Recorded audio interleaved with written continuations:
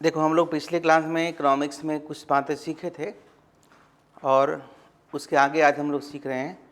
अब आज इसका इंट्रोडक्शन क्लास ख़त्म हो जाएगा। इसके बाद आपको शुरू होगा पॉलिटिकल साइंस।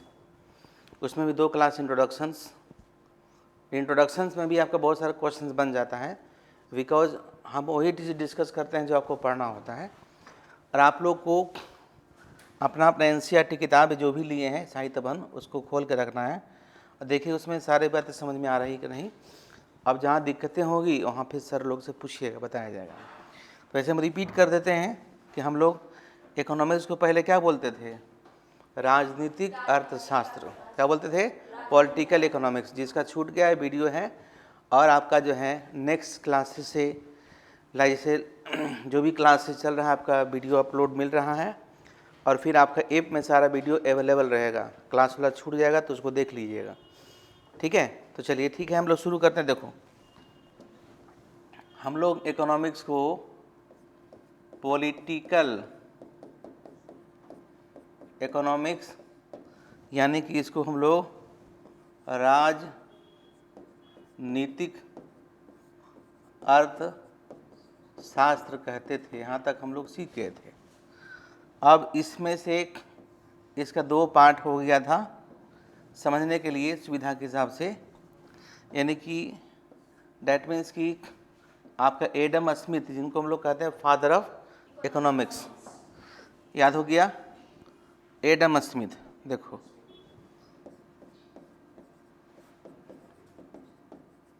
एडम स्मिथ क्या इन्हों कहते हैं हम लोग? अर्थशास्त्र के जनक या आधुनिक अर्थशास्त्र के जनक।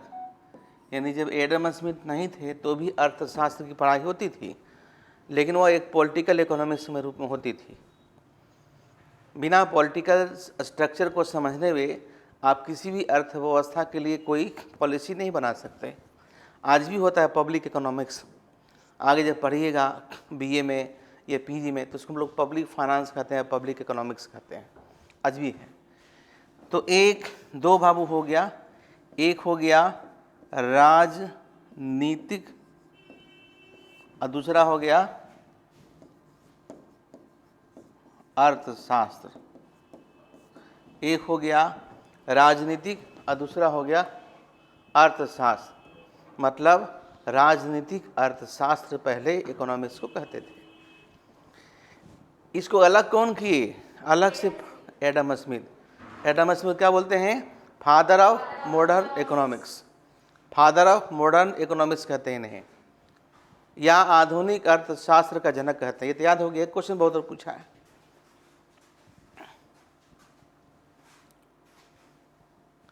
आधुनिक अर्थशास्त्र का जनक ही नेम कहते हैं। अब कोई आपसे पूछे कि भाई एडम स्मिथ को अर्थशास्त्र का जनक क्यों कहते हैं? पूछा ना क्वेश्चन, मैंने क्वेश्चन पूछ दिया लिखने के लिए।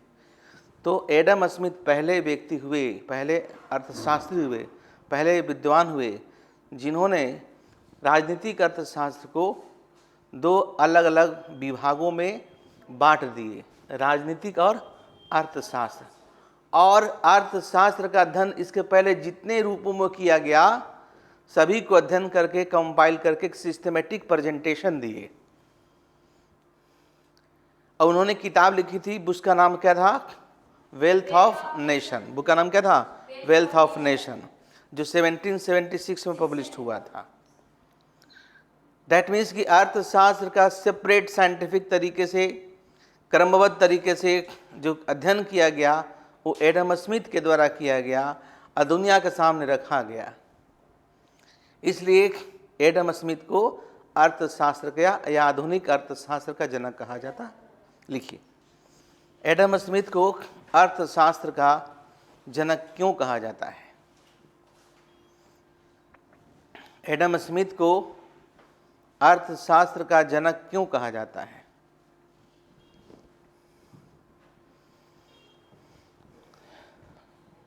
लिखिए, एडम स्मिथ पहले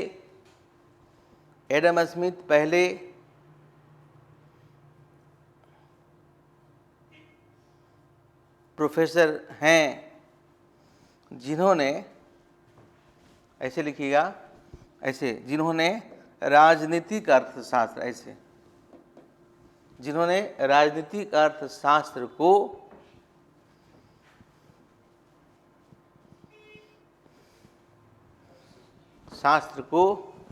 दो विभागों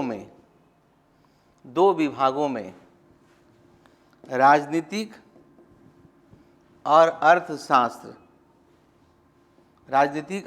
अर्थशास्त्र में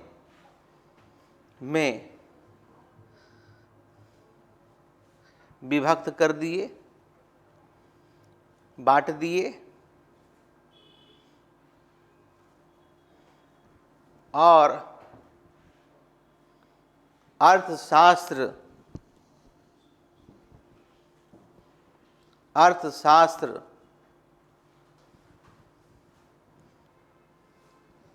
पर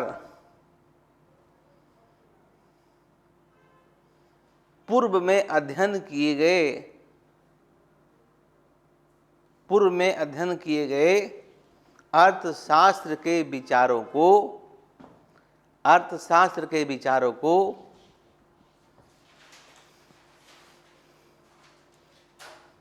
क्रमबद्ध एवं वैज्ञानिक तरीके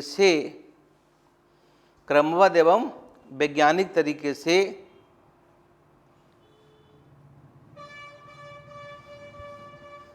अपनी प्रकाशित पुस्तक,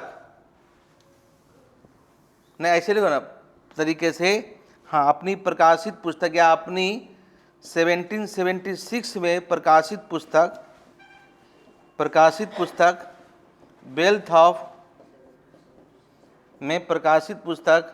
वेल्थ ऑफ नेशन में प्रस्तुत किए, है ना, वेल्थ ऑफ नेशन में प्रस्तुत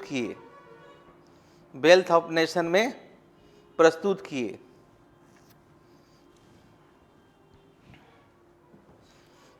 है ना, जिसके कारण इन्हें आधुनिक अर्थशास्त्र का जनक कहा जाता है। जिसके कारण इन्हें आधुनिक अर्थशास्त्र का जनक कहा जाता है।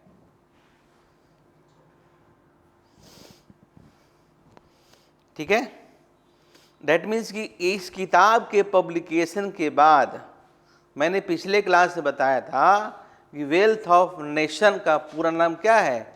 An inquiry into the nature and causes of wealth of nation. इस पुस्तक में उन्होंने बहुत सारी बातें बताई जो किसी देश के लिए, किसी देश के विकास के लिए महत्वपूर्ण था। एडम स्मिथ जो विचार लिखते हैं, एक एडम स्मिथ को फादर ऑफ इकोनॉमिक्स और एडम स्मिथ को फादर ऑफ कैपिटलिज्म भी कहते हैं, अभी आगे पढ़ाएंगे। Economic system, capitalism, socialism, mixed economy, clear? प्रतिशुद्ध पूंजीवाद, समाजवाद और मिश्रित अर्थव्यवस्था, सब वर्ड आप सुनते हैं, जिसकी डिस्कशन, जिसकी चर्चा आज की क्लासेस में हुई। अब एडम स्मिथ बेसिकली कहाँ कराने वाले थे? स्कॉटलैंड। स्कॉटलैंड क्या है? जैसे बिहार एक राज्य है ना, वैसी स्कॉटलैंड एक राज्य है ब्रिटेन में। ये स्कॉटलैंड के रहने वाले थे।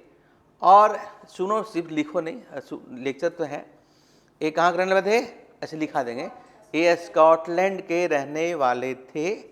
इन्होंने अपनी पढ़ाई लिखाई ग्लासगो यूनिवर्सिटी में, विश्वविद्यालय में किए और 14 साल के उम्र में ही काफ़ी नॉलेज प्राप्त कर लिए, जिस समय लोग यहाँ मैट्रिक पास भी नहीं करते हैं।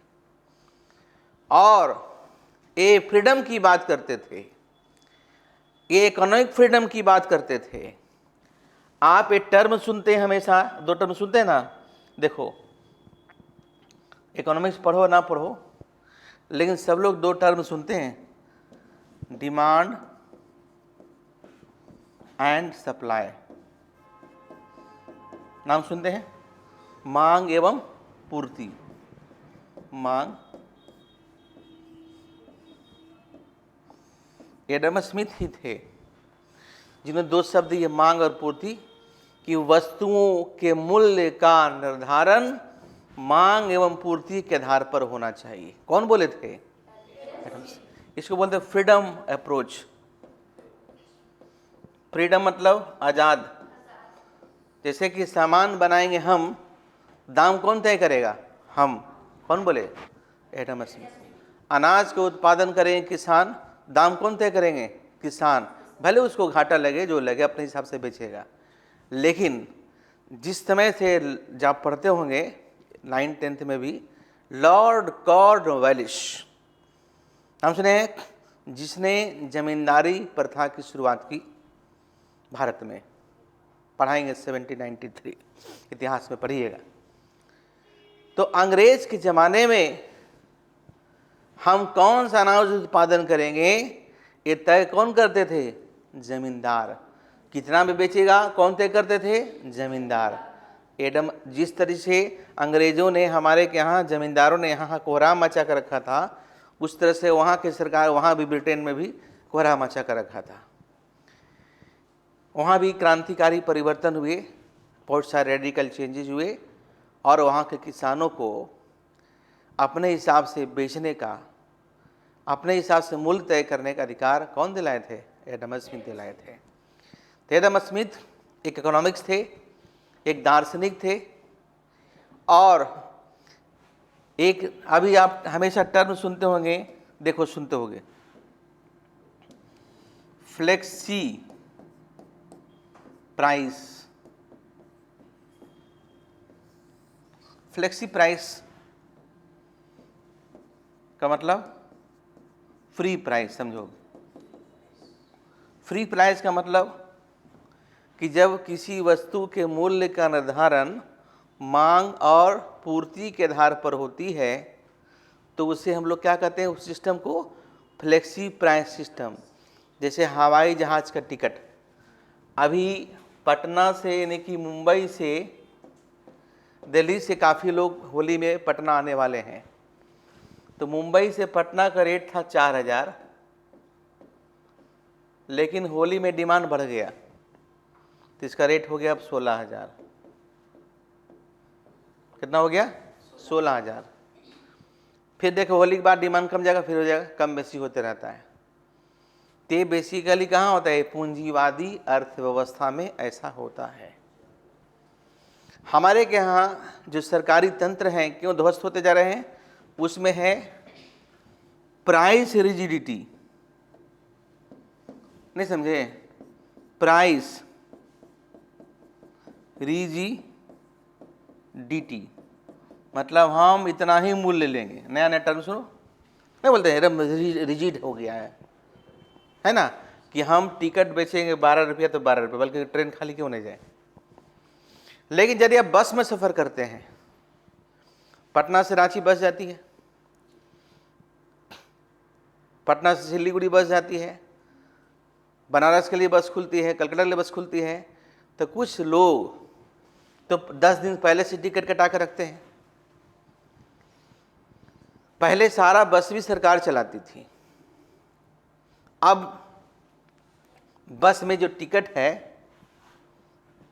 टिकट कितना रेट होगा, हालांकि ये मानक सरकार ही तय करती है, लेकिन अब आप मान लें कि पटना से रांची का रेट आपका 700 रुपये AC का है कि नहीं? अगर को जाना है AC में जाना है, तो मान लें शाम होते होते उसका पूरा सीट फुल हो गया, 10 सीट बाकी रह गया, तो 10 सीट अगर खाली रहेगा तो कुछ नहीं मिलेगा।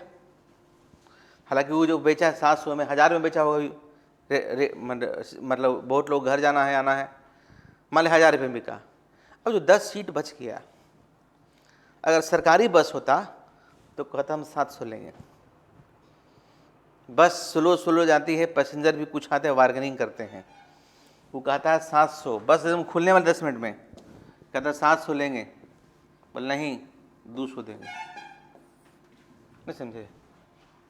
है 200 भाग, हटो यहाँ से, 200 लेगा। लेकिन फिर वो बस भगा नहीं देता है, स्लो जाता है ना, आहिस्ता आहिस्ता, पीछे पीछे भी जाता है। ऐसे पैसेंजर बहुत सारे मिल जाएंगे तुमको। पहले ठीक है हम बहुत करेंगे तो 250 रुपये देंगे, उससे ज़्यादा नहीं देंगे। वो भी देख रहा है कि और पैसेंजर आ जाए, हालांकि कभी आ भी जाता है, कभी नहीं भी आता है। फिर जब बस एकदम उसको खुलने वाला टाइम हो गया कि भाई 11 बजे बस खुल जाएगा, तब कहता है खलासी भाई देखो ना तेरा बात ना मेरा बात, तू हमको 300 रुपया दे दो, है कि नहीं, कितना दे दो, 300 दे दो। और 300 लेकर उसको बैठाता है, जो 700 में बिका 700 में बिका, और जो बच गया वो 300 में बिका। तो इसको बोलते freedom to determine the price. क्या ऐसा सरकारी तंत्र में है? ऐसा आज़ादी है? नहीं है। इसलिए बहुत सारे सेक्टर घाटे में चला गया। मतलब 10 सीट खाली चला गया तो खाली चला गया। अब 10 सीट बिक गया तो 3000 रुपया आ गया ना, है ना। अगर यही नुकसान डेली होगा 30 दिन में तो 30 या 90,000 रुपये का नुकसान होगा। आई बात समझ में? कितना होगा? 90,000। और ड्राइवर की सैलरी मैक्सिमम 15,000 होती है, या 20,000 लेगा। ड्राइवर का खलासी का खर्चा तो निकल गया। यही सैलरी देने में दिक्कत होती है ना सरकारी तंत्र को, क्योंकि सरकार में जो है सोचते हैं कि हम हैं तो हम कुछ हो। यही बात करते हैं फ्रीडम का, कि there must be freedom in the market. हम लोग इकोनॉमिक्स की बात कर रहे हैं, हम लोग समाज सेवा नहीं है। There must be freedom in the market. आप हमारे क्या पढ़ने के लिए आते हैं? सरकारी स्कूल में जाते हैं।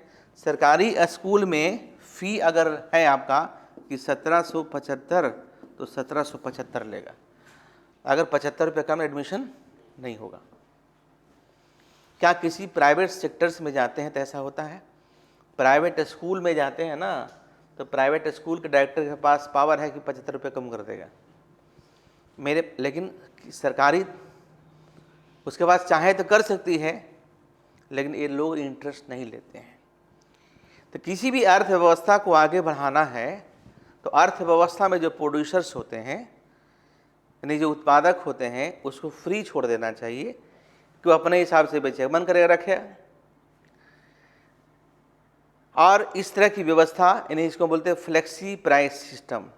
ये व्यवस्था जो है एडम स्मिथ के ज़माने से चलते आ रहा है। किसान अगर हम जैसे हम मान लें हम डॉक्टर्स हैं, तो सुनते होगे ना कि डॉक्टर का फीस 2,000 रुपया है, किसी डॉक्टर का फीस 5,000 रुपया है। तो कौन तय करता है? वो डॉक्टर जो बैठते हैं वो तय करते हैं, क्योंकि वो मेहनत करते हैं ना, तो उन तय करेंगे। आप कौन तय करने वाले? हम पढ़ाते हैं तो कितना पैसा लेंगे हम तय करेंगे। मेहनत हमारी। सरकार क्या करेगी? बहुत करेगी, टैक्स लेगी, उससे ज़्यादा कुछ कर सकती है? हाँ भाई हम 5,000 फीस लिए तो आप 18% GST लो, ये मेरा अधिकार है। इसको बोलते हैं फ्रीडम। फ्रीडम का मतलब नहीं सिर्फ आज़ाद हो जाना, फ्रीडम का मतलब प्राइस डिटरमिन। इकोनॉमिक्स फ्रीडम का मतलब अर्थव्यवस्था में बिना किसी सरकारी हस्तक्षेप का वस्तुओं के मूल्य का निर्धारण होता है, तो उससे हम बोलते हैं फ्रीडम ऑफ प्राइस मैकेनिज्म। कौन दिए थे? Adam Smith. बने नहीं भूलोगे, कौन दिए थे? एडम स्मिथ दिए थे। एडम स्मिथ की बुक्स बहुत सारे, एक थ्योरी ऑफ सेंटिमेंट भी है, हम आगे जब प्रेजेंटेशन देंगे तो बताएंगे, लेकिन बेसिक कंसेप्ट आपको होना चाहिए। नोट्स मिलेगा बहुत सारा, उसमें अच्छी रहता दिया हुआ। और जब NCERT की बुक्स पढ़ते हैं तो NCERT बुक्स में बीच बीच में कुछ घेरा हुआ रहता है ऐसे, है ना, तो बहुत ही इंपॉर्टेंट होता है वो, जान लीजिए। उसी से क्वेश्चंस आता है UPSC BPSC में। अभी हिस्ट्री में क्वेश्चन पूछा BPSC एग्जाम में, वो 6 क्लास के NCERT से क्वेश्चन हूबहू मिल गया किसी बॉक्स से। तो बॉक्स में है, और उसके बाद एक और बॉक्स होता है, उसमें लिखता है असाइनमेंट का, ऐसा ऐसा बात लिखो। जैसे हम आपको पढ़ा रहे हैं तो कहें कि एडम स्मिथ को फादर ऑफ इकोनॉमिक्स होते हैं, देखिए NCERT में घेरा वो पुराना वाले में मिलेगा। हालांकि उसका आंसर वहाँ नहीं है, तो who will give the answer? Teachers. Teachers will tell you. शिक्षक आपको बताएंगे। ऐसे खोजना तो आप ही को है, लेकिन आपको नहीं मिला तो अल्टीमेटली उसको सीख लेना है कि सर बॉक्स में है, इसका मतलब समझ में नहीं आ रहा, जरा हमको बता दीजिए। लेकिन पहले खुद से प्रयास कीजिए। जैसे जब डिक्शनरी में जब कोई मीनिंग आपको ज़रूरत होती है तो अगर टीचर से पूछ लिए तो आप जान गए, लेकिन उसी मीनिंग को खुद से डिक्शनरी में खोजेंगे तो आपका विकास ज़्यादा होगा। क्योंकि खोजने के क्रम में कुछ नया नया वर्ड भी मिलता है, जो आप खोज रहे थे बहुत दिन से नहीं मिला, आज मिल गया। इसको बोलते हैं रिसर्च। क्या बोलते हैं? रिसर्च। तो आपको पढ़ना है रिसर्च ओरिएंटेड। इसके लिए क्या करना होगा? Self study. और जो इम्पोर्टेंट्स लगे एक मोटा सा रजिस्टर रखिए, है ना, और हर में 4 भाग में बांट दीजिए, हिस्ट्री, पॉलिटी, ज्योग्राफी, इकोनॉमिक्स। मान लीजिए एनसीईआरटी में कुछ पढ़े, नहीं समझ में आया, उसको गूगल पे सर्च किए, तो गूगल पे जो मिल गया सेव मत कीजिए, उसको हाथों से लिखिए उस डायरी में, है ना, उस डायरी में लिख लीजिए। और जब नोट्स बनाइए तो ये अवश्य लिखिए, सोर्स लिखिए, सोर्स मतलब कौन से, कहिएगा ई क्यों, क्योंकि कल होके जब टीचर्स बनोगे, प्रोफेसर्स बनोगे, आईएएस बनोगे, तो आपसे पूछा जाएगा ये आप कहाँ पढ़े थे, व्हाट इज सोर्स। तो उस सोर्स में आप उस वेबसाइट का नाम डाल दीजिएगा। मान लें कि बहुत सारे इंस्टीट्यूशंस भी होते हैं, जैसे कि अब मान लें कि रहेगा कि सर हम पंकज इकोनॉमिक्स आर्ट्स के वेबसाइट पे देखे थे, सर हम दृष्टि के वेबसाइट पे देखे थे, सर हम विजन के वेबसाइट पे देखे थे, सब हम WTO के वेबसाइट पे देखे थे, हम आपका जो है IBRD के वेबसाइट पे देखे थे, हम यूनिसेफ के वेबसाइट पे देखे थे, हम गवर्नमेंट ऑफ इंडिया के वेबसाइट पे देखे थे, हम गवर्नमेंट ऑफ बिहार के वेबसाइट पे देखे थे। कहाँ देखे थे और किस तारीख को देखे थे, मान लो कोई इंपॉर्टेंट फैक्ट्स हो तब, या विकीपीडिया पे देखे थे। तो अगर ऐसे पढ़िएगा ना तो आपको साल 2 साल में आपका जो करंट अफेयर्स है या आपका जो जनरल नॉलेज है जो इस पेपर्स का इतना स्ट्रांग हो जाएगा कि कोई कोचिंग संस्थान में मौजूद नहीं कर पाएगा। हालांकि ये भी कोचिंग है, लेकिन जहाँ 1.5 लाख 2 लाख 3 लाख फीस देते हैं, उससे बड़ी, उससे वो जो नोट्स हो जाएगा और जो आप एक बार देखिएगा तो सारा क्वेश्चन फटाफट बन जाएगा।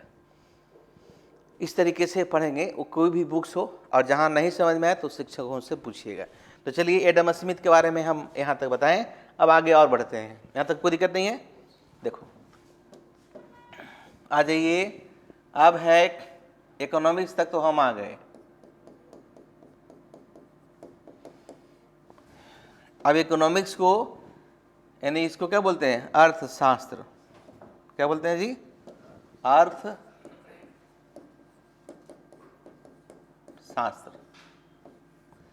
को जो है फिर 2 भाग में बांट दिया गया।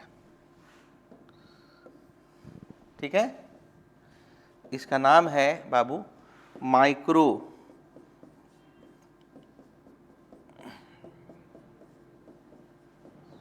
इकोनॉमिक्स, और दूसरा नाम है मैक्रो इकोनॉमिक्स। इसको हिंदी में कहते हैं व्यष्टि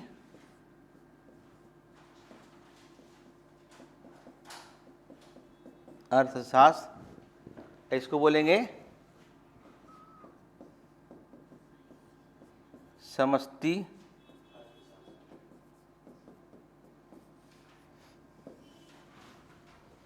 लिखो, ये सबको पढ़ना है जी। यहाँ पे ये जो बैच है इसमें जितने सारे पेपर सबको पढ़ना है, कोई नहीं आपको, आप 12th में क्या रखे उससे मतलब नहीं है, क्योंकि आगे की तैयारी करना है आपको। अब देखो यहाँ पे एक चीज़ देखो, तो सबसे पहले सर एक क्वेश्चन पूछता है 12th में या GS में कि माइक्रो और मैक्रो शब्द किसने दिया है ना, बोलो याद है, कौन दिए माइक्रो और मैक्रो शब्द, रैगनर फ्रिच।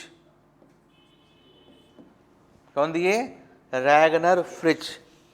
याद हो गया क्वेश्चन, माइक्रो मैक्रो शब्द कौन दिए, रैगनर फ्रिच। तो अर्थशास्त्र का कितना विभाग अभी हुआ, 2 विभाग, पहला क्या है माइक्रो इकोनॉमिक्स और दूसरा क्या है मैक्रो इकोनॉमिक्स, है कि नहीं। और हमारी अर्थशास्त्र में ये जो पेपर है उसमें ही नोबेल प्राइज मिलता है, हर ह्यूमैनिटीज पेपर में नोबेल प्राइज नहीं मिलता, history polity geographical Nobel prize नहीं मिलता है।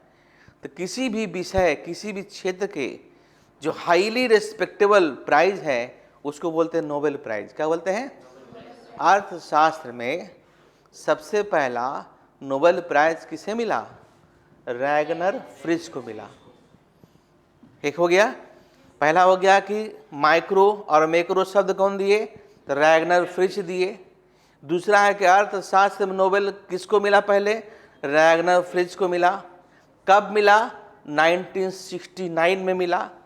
दैट मीन्स अगर कोई क्वेश्चन पूछे कि अर्थशास्त्र में नोबेल प्राइज मिलना कब से शुरू हुआ, 1969 से मिलना शुरू हुआ, है ना।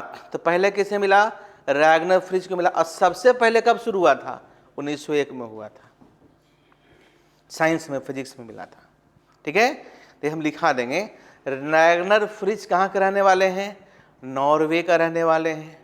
नॉर्वे का HDI ह्यूमन डेवलपमेंट इंडेक्स कितना है, 0.1 है, 1 है, 1। ठीक है, आई बस में। तो ये सारी की जब देखे, और बेसिकली जो रैगनर फ्रिज हैं वो नॉर्वे में ऑस्लो यूनिवर्सिटी में ही पढ़ाई किए और ऑस्लो विश्वविद्यालय में ही मैथमेटिकल इकोनॉमिक्स के प्रोफेसर बने। तो लिखो, पहले लिखा देते हैं। इतना लिख लो पहले।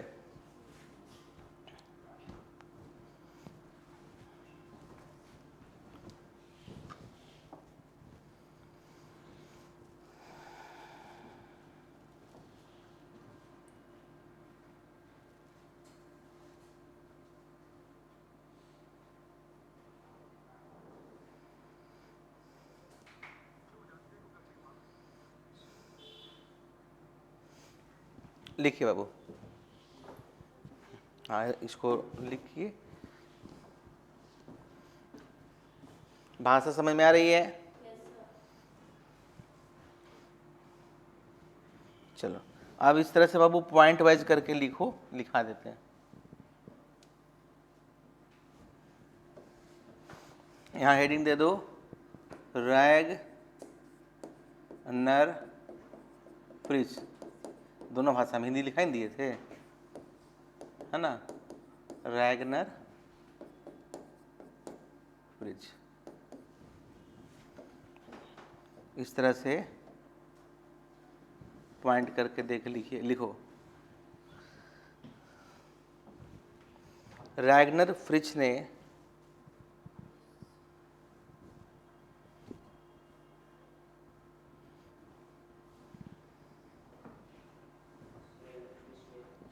(1933) में, ऐसे लिखो ना, 1933 में रैगनर फ्रिज ने, ऐसे लिखो सेंटेंस। 1933 में रैगनर फ्रिज ने इकोनॉमिक्स को, यानी इकोनॉमिक्स को मतलब अर्थशास्त्र को,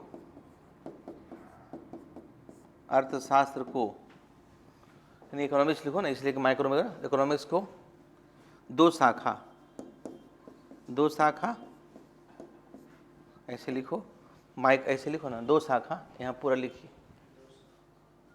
दो शाखा, माइक्रो इकोनॉमिक्स, ऐसे micro economics and macro economics में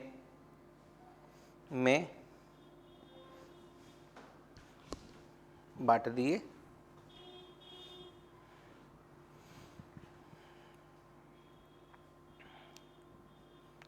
दिए।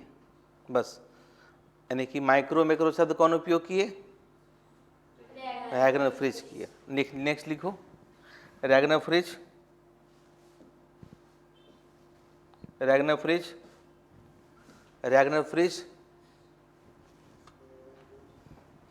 नॉर्वे के रहने वाले थे। हाँ, नॉर्वे के रहने वाले थे, देश है, जैसे भारत एक देश है। नेक्स्ट लिखिए, रैगनर फ्रिज, हाँ नेक्स्ट पॉइंट में, पॉइंट वाइज गए। रैगनर फ्रिज पहले अर्थशास्त्री हैं जिन्हें अर्थशास्त्र के क्षेत्र में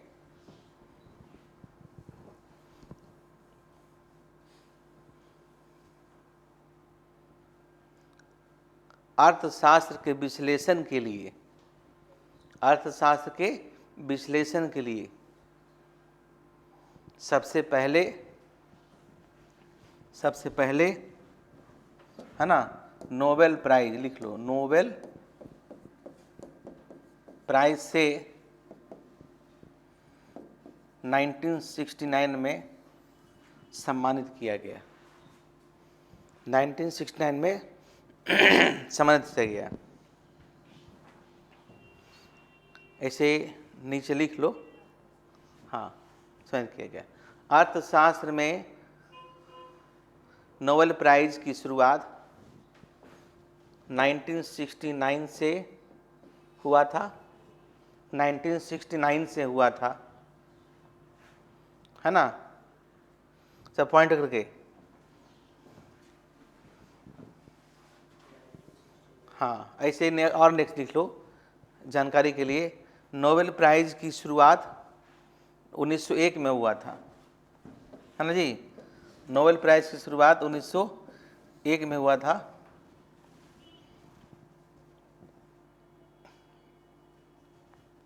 में हुआ था। हाँ, 1901 में हुआ था। नोबेल प्राइज की शुरुआत 1901 में हुआ था। ठीक है, 1901 में हुआ था। और नेक्स्ट लिखिए, रैगनर फ्रिज। रैगनर फ्रिज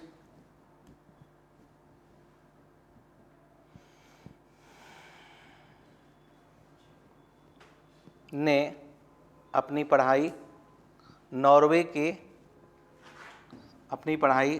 के ओस्लो, ऐसे लिखो, हिंदी में तो ओस्लो विश्वविद्यालय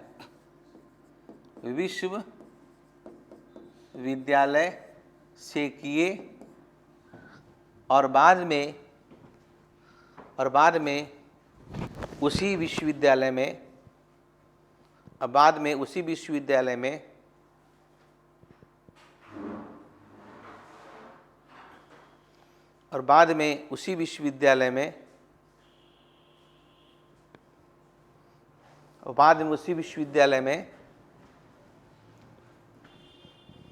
प्रोफेसर नियुक्त किए गए। और बाद में उसी विश्वविद्यालय में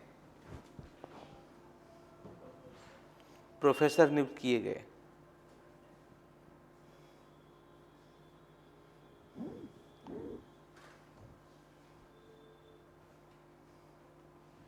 और बाद में उसी विश्वविद्यालय में प्रोफेसर।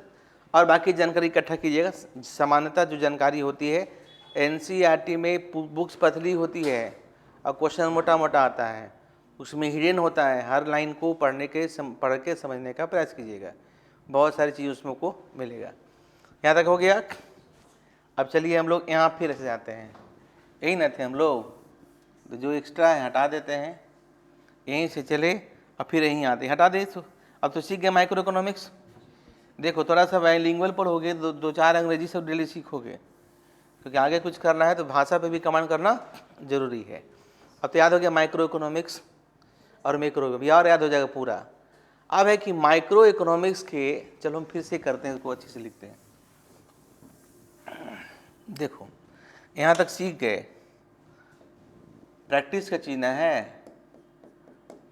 इकोनॉमिक्स सीख गए तो थोड़ा छोटा लिखते हैं, ठीक है? 2 भाग, पहला और दूसरा। पहला है जिसको कहते हैं माइक्रो, दूसरा इसे कहते हैं मैक्रो इकोनॉमिक्स। हम शॉर्ट में लिख देते हैं। अब इसके जो फादर कौन है, फादर मतलब जनक, तो इसके जो फादर हैं एल्फ्रेड मार्शल। कौन है? Alfred Marshall. अभी नाम याद रखिए, नाम भैया। और इसके जो फादर हैं, या जनक हैं, कौन है? तो J.M. केन्स। नाम याद हुआ? बोले जॉन मेयार्ड केन्स। पूरा लिखते हैं, John Maynard Keynes.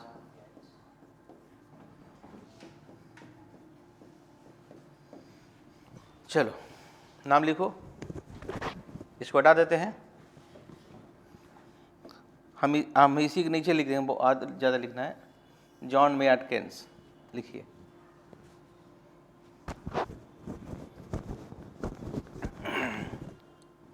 John Maynard Keynes.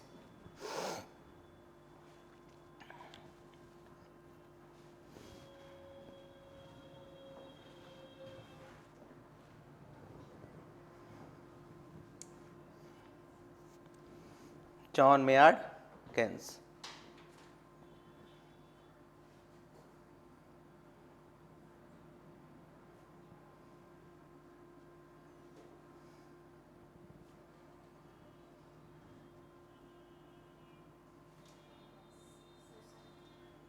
ठीक है, लीजिए।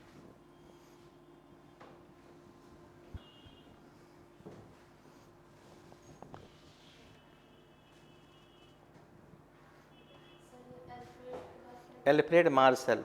अच्छा हिंदी ना है, तुम लिखो ना। हाँ नहीं, लिखो लिखो। एल्फ्रेड, चल रहा है पता? मार्शल, जॉन मेयार्ड, जॉन मेयार्ड केन्ज लिखते हैं। हो गया इसको?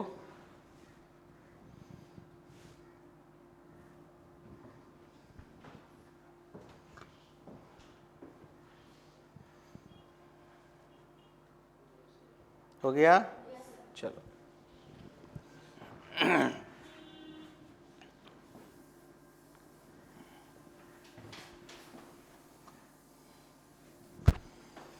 चलिए, जॉन मेयार्ड केन्स यहाँ तक हो गया।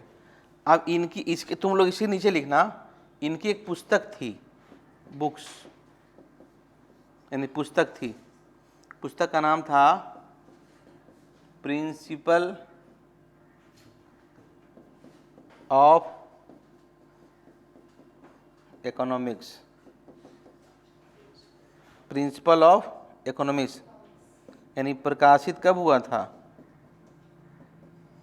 प्रकाशित हुआ था 1890 में। पहला जानकारी सीखिए कि माइक्रो के फादर कौन है, तो एल्फ्रेड मार्शल को माना जाता है। और उनकी पुस्तक कौन सी थी, तो अर्थ प्रिंसिपल ऑफ इकोनॉमिक्स। कब पब्लिश हुआ था? 1890 में।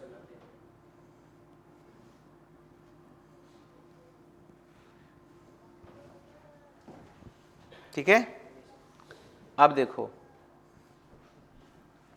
हम सबका नेक्स्ट क्लास में प्रेजेंटेशन भी दिखाएंगे, पूरी क्लियर हो जाएगा, नोट्स भी मिल जाएगा।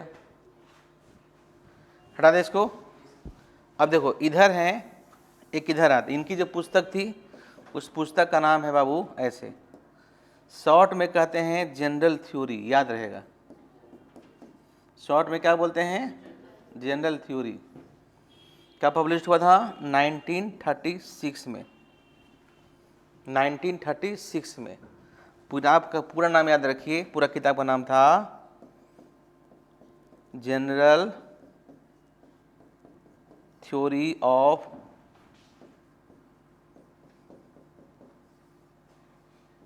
Employment, interest and money. General theory of employment, interest and money.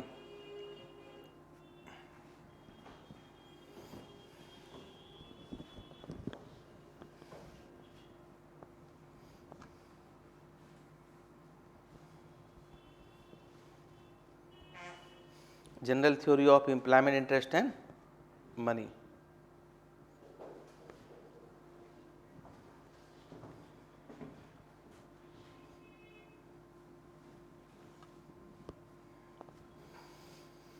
सीखे?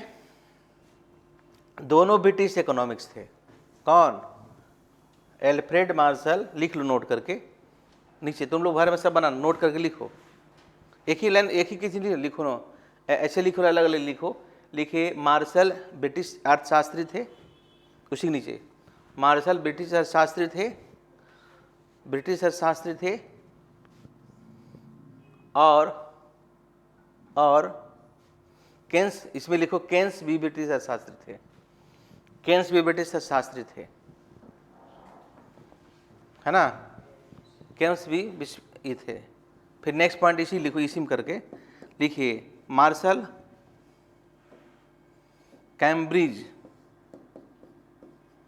कैम्ब्रिज विश्वविद्यालय में अर्थशास्त्र के प्रोफेसर थे। मार्शल कैम्ब्रिज विश्वविद्यालय में अर्थशास्त्र के प्रोफेसर थे। मार्शल कैम्ब्रिज विश्वविद्यालय में अर्थशास्त्र के प्रोफेसर थे। इसे लिखो, केन्स कैम्ब्रिज विश्वविद्यालय में अर्थशास्त्र के प्रोफेसर, दोनों ही के थे। केन्स कैम्ब्रिज विश्वविद्यालय में अर्थशास्त्र के प्रोफेसर थे। केन्स कैम्ब्रिज विश्वविद्यालय में अर्थशास्त्र के प्रोफेसर थे। ठीक है, अर्थशास्त्र के प्रोफेसर थे। हो गया ना, कहीं दिक्कत?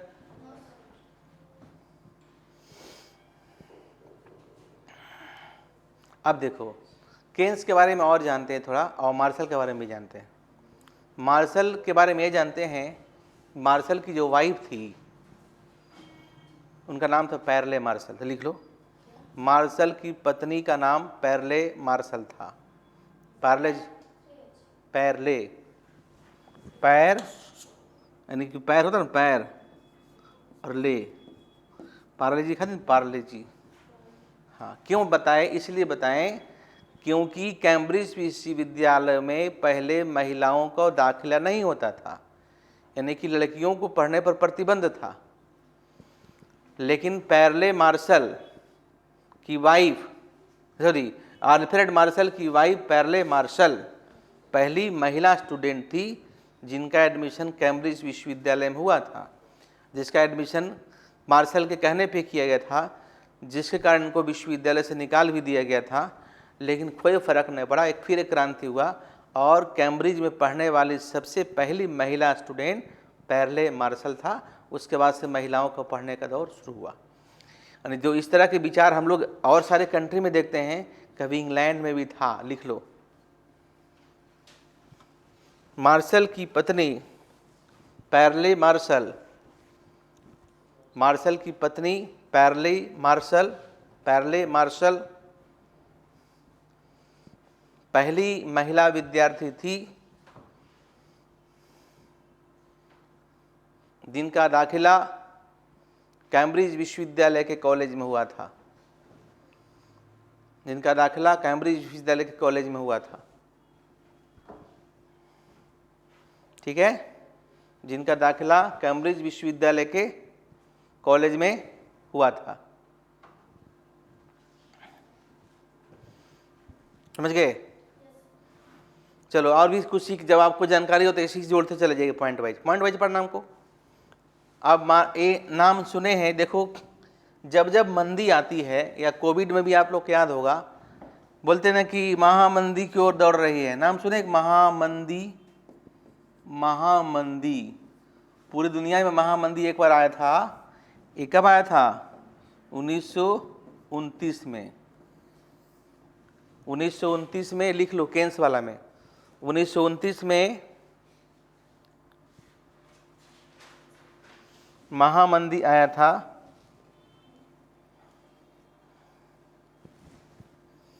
महामंदी है ना, महामंदी मतलब सरकार, मतलब कि मार्केट में डिमांड बहुत कम जाता है, और सरकार के लाख पॉलिसी के कारण, बनाने के कारण भी वो ठीक नहीं हो पाता है। तो ऐसी स्थिति को हम लोग महामंदी कहते हैं। और इस महामंदी को, जो बीमारी था एक तरह से, महामंदी का जो समस्या था, उस महामंदी से समस्या से बाहर निकालने का श्रेय किससे जाता है? जेम्स केन्स को। लिख लो, महामंदी या 1929 के महामंदी की संकट से या अमेरिका को या दुनिया को, ऐसे लिखो ना, 1929 की में अमेरिका की महामंदी से निजात दिलाने का श्रेय, यानी बाहर निकालने का श्रेय, बाहर निकालने का श्रेय, बाहर निकालने का श्रेय, बाहर निकालने का श्रेय जॉन मेयार्ड केन्स को जाता है।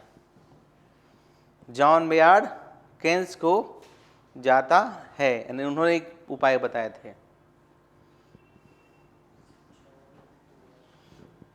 हाँ, सामूहिक मांग में कमी के कारण मंदी आती है और महामंदी से बाहर को निकालने का तरीका है कि अर्थव्यवस्था में क्या करें, अर्थव्यवस्था में डिमांड को बढ़ाएं। डिमांड कैसे बढ़ेगा? जब अर्थव्यवस्था में इनकम बढ़ेगा। अर्थव्यवस्था में इनकम कैसे बढ़ा? सरकार, उसके लिए केन्स ने सरकार से कहा था, जब मंदी आई थी तो अमेरिका के राष्ट्रपति हुबर थे। कौन थे? हुबर।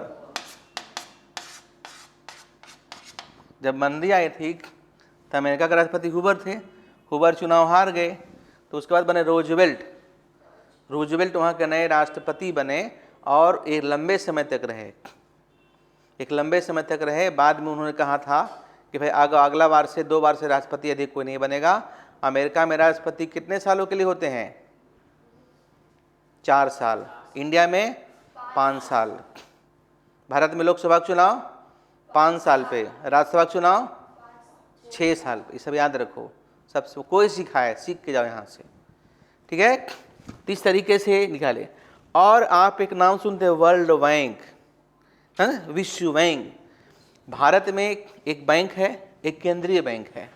तो केंद्रीय बैंक किसे कहते हैं? सेंट्रल बैंक किसे कहते हैं भारत में? आरबीआई को। किसे कहते हैं? आरबीआई को। रिजर्व बैंक ऑफ इंडिया को हम लोग क्या बोलते हैं? Central bank. क्या बोलते हैं जी? सेंट्रल बैंक कहते हैं। तो वर्ल्ड बैंक किसे कहते हैं? तो वर्ल्ड बैंक का नाम क्या है, जान के जाइए। वर्ल्ड बैंक का नाम है IBRD। नाम याद हुआ? IBRD। इसका मतलब हुआ इंटरनेशनल बैंक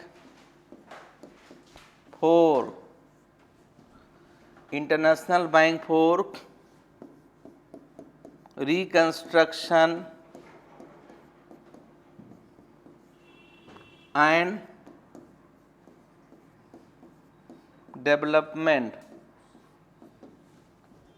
इसका हेडक्वार्टर यानी कि मुख्यालय कहाँ है? तो वाशिंगटन में है। वाशिंगटन क्या है? यूएसए की राजधानी है ना। और ये जो वर्ल्ड बैंक है, इसके जो फादर हैं, इसके जो ना किसे कहते हैं? JM केन्स को कहते हैं, इसीलिए पता है। JM केन्स को हम लोग क्या बोलते हैं? विश्व बैंक का जनक। वाशिंगटन। वाशिंगटन क्या है? अमेरिका की राजधानी है, ठीक है। हम लोग लिखते हैं वाशिंगटन DC लिखते हैं। तो DC का मतलब क्या होता है? होमवर्क पर कहना।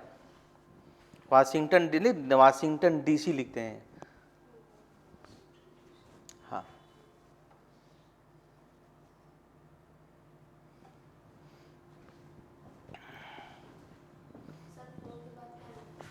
क्या लिखे?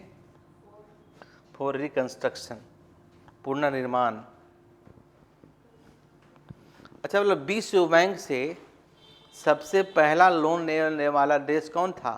फ्रांस था। लिख लो, विश्व बैंक से सबसे पहले लोन लेने वाला देश, सबसे पहले लोन लेने वाला देश कौन था? फ्रांस। लिख लो। क्लियर? अब देखो, बेसिकली जब इसका निर्माण हुआ था 1945 में। कब हुआ था?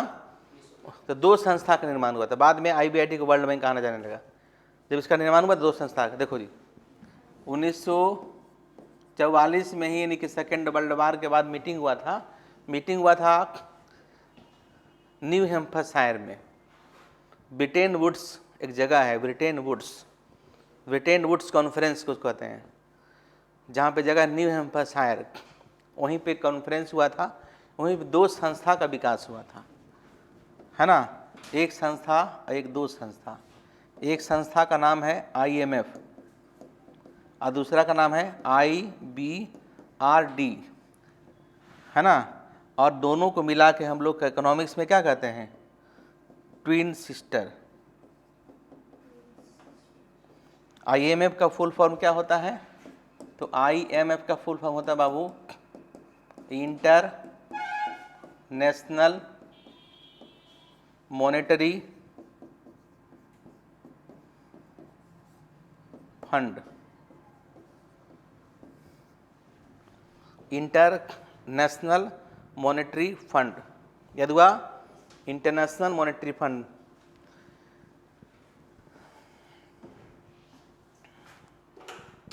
आज के क्लासेस में हम लोगों ने बहुत कुछ सीखा है, बहुत सारे नए टर्म को सीखे हैं। इसी तरीके से लगातार आप सालों भर पढ़ते हैं तो बहुत सारी जानकारियाँ हासिल करते हैं, और इस तरह से जब हर सब्जेक्ट को पढ़ते हैं फिर आप ऑब्जेक्टिव क्वेश्चन बनाते हैं, वो किसी कंपटीशन का हो या किसी भी चीज़ का हो, तो आराम से क्वेश्चन बनना शुरू हो जाता है। जब हम इकोनॉमिक्स पढ़ते हैं तो उससे संबंधित हिस्ट्री की बातें होती है, पॉलिटी की बातें होती है, ज्योग्राफी की बातें होती है, हम लोग आंसर ले लेते हैं। अल्टीमेट गोल है कि एग्ज़ाम देना, कौन पढ़ाए क्या पढ़ाए भूल जाइए, आपका क्वेश्चन बनना चाहिए। और फिर हम लोग जब क्वेश्चन आंसर देंगे ना बना हुआ, उसके बाद आपका जो क्वेश्चन है देखिए ऑब्जेक्टिव क्वेश्चन तो तुरंत फटाफट को बनते चला जाता है।